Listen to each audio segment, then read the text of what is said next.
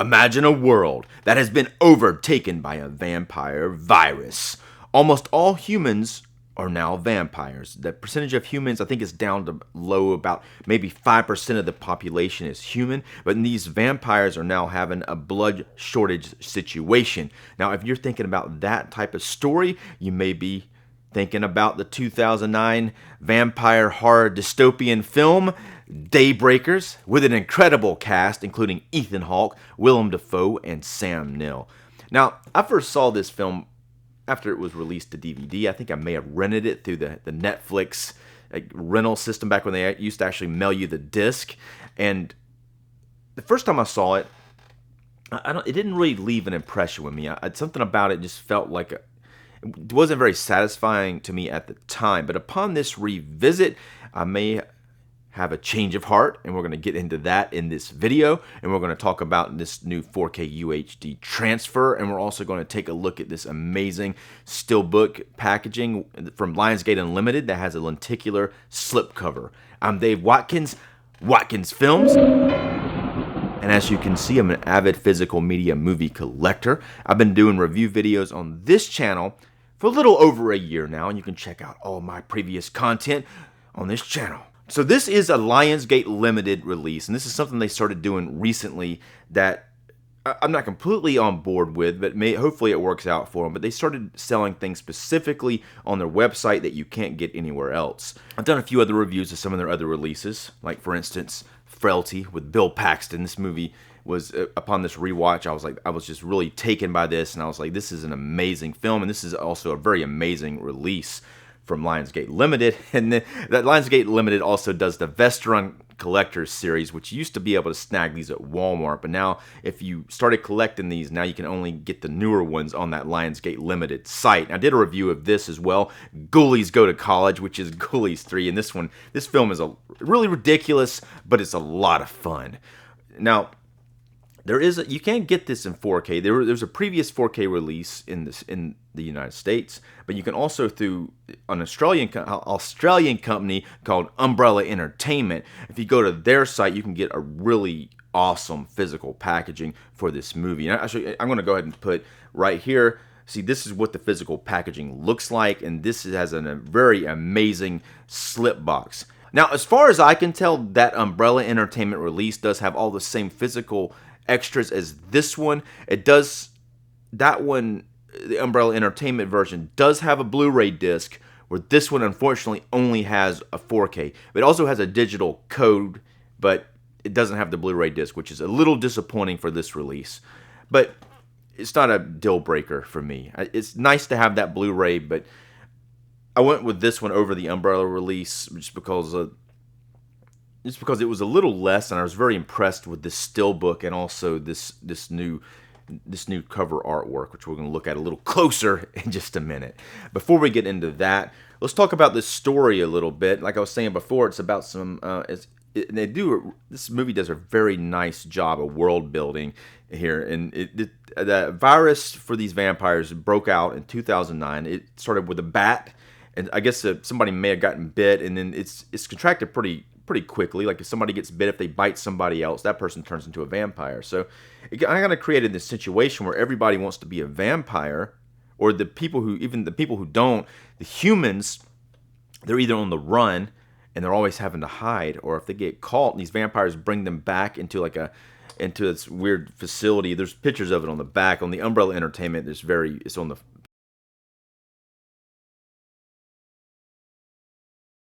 to this thing, and then they just drain their blood, and it's not a very good method. I mean, yeah, they get the blood out of the people, but the people are not in very good health, and they eventually die in a short period of time. Like if they were to take care of their people better, maybe they'd have more blood, but they decide to do it in this very barbaric way.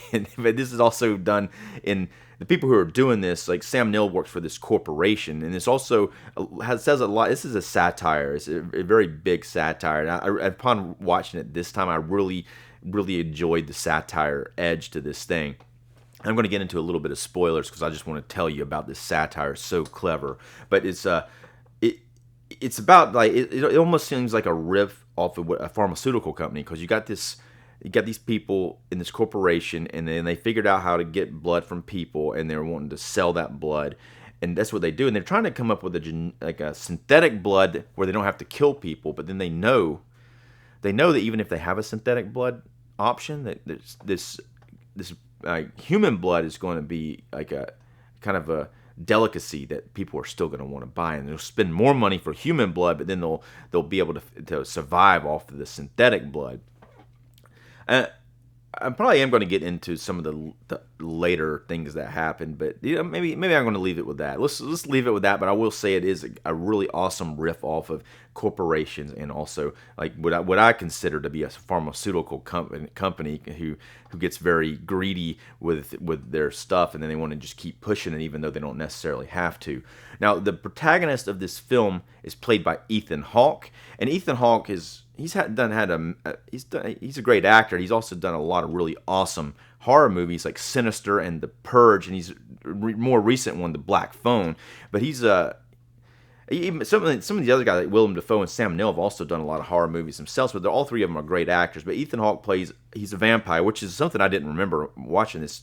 He's a reluctant vampire. He's someone who was changed reluctantly. He's also a scientist, a doctor who's trying to work on a synthetic blood. But it's interesting starting out seeing him as a vampire, and then his brother is also a vampire, and he's part of this army who I guess a resistance who goes out and they try to find humans to bring them back but he's part of like an army that serves really the corporations to go out and get human blood and bring it back for the corporations. But eventually Willem Dafoe's character comes into. He's part of a resistance of.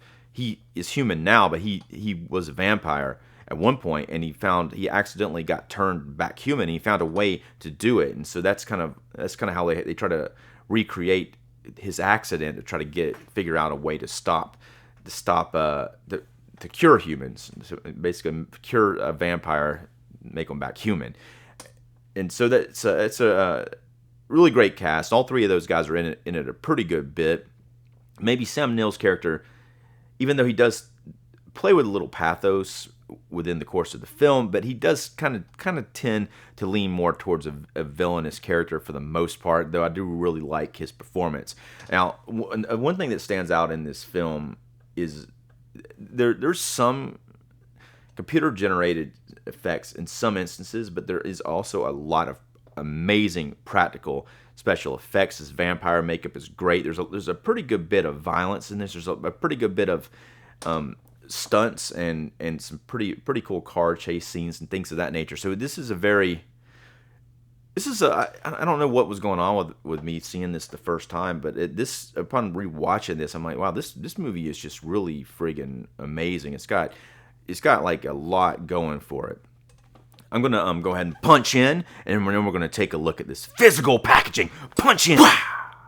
Welcome to the close-up shot. Now let's go ahead and take a look at this cover. Now look at this. Now, this is amazing. I hope you can see this, but this is a lenticular cover, and it kind of changes a little bit when you turn it. That is great. I really dig that. Now let's go ahead. Again, here's the back. Here's where the silos that they bring the people in and they drain their blood, and the corporation does. All right, now on the inside, we do have a steelbook, which is also just as awesome as that lenticular cover.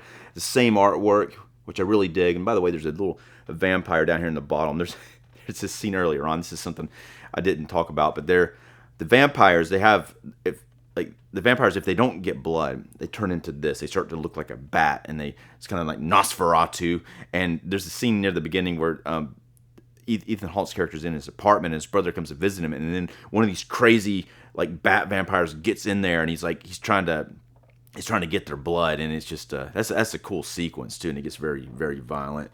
And there's another one of those vampires that's starting to change in a bad way on the back. On the inside here, we have, like I was saying before, we have one disc, and here is the digital code, which I've turned around. But I'm gonna show you what's behind this disc, because there is something cool. So on the back side of this, you have the vampires with just the eyes, like it's regular. Well, let's see that.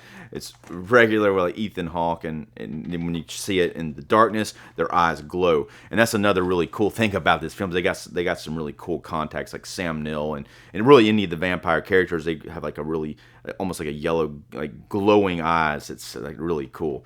Now, as far as the 4K transfer of this film, this movie was shot on 35 millimeter film. Some of it was shot with HD cameras, but the majority of it was shot with 35 millimeter film.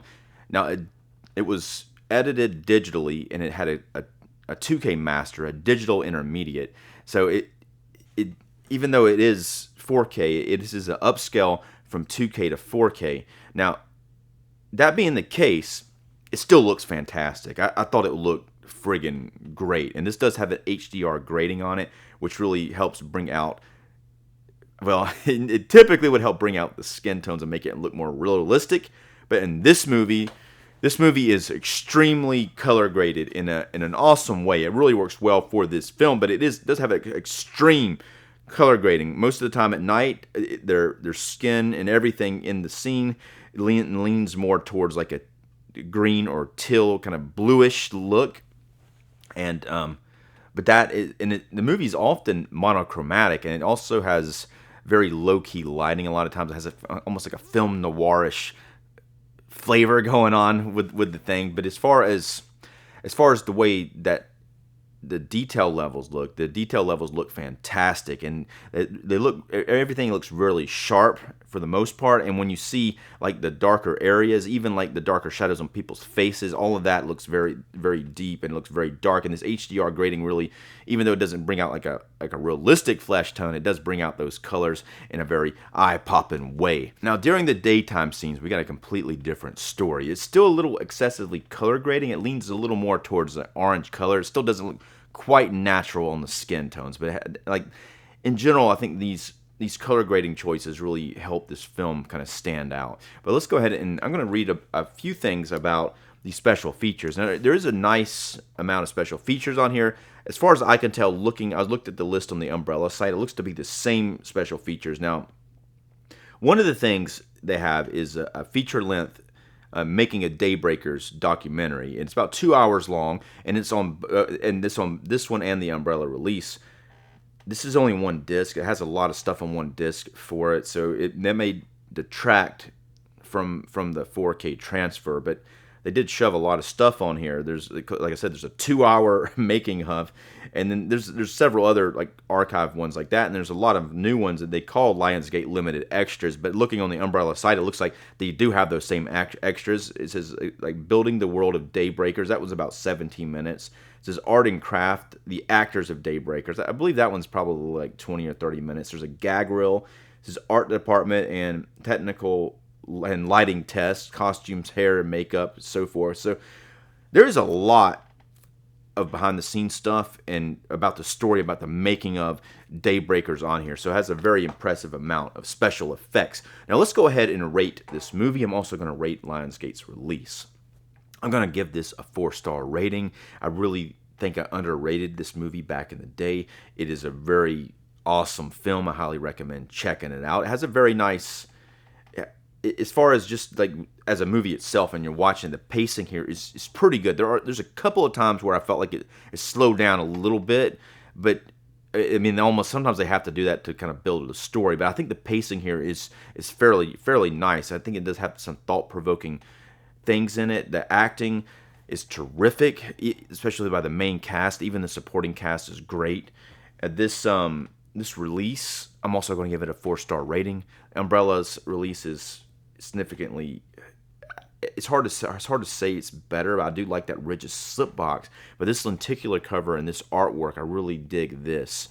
Anyway, let me know what you think about Daybreakers, if you've seen it or if you checked out this new 4K transfer. And also, if you haven't done so already, if you would like this video, it kind of helps with the algorithm. And also, check out this box here. I'm going to click on that. You can go ahead and take a look at this Ghoulies Goes to College. My review of that turned out pretty damn good, if I do say so myself. I'm Dave Watkins, Watkins Films. Thanks for watching.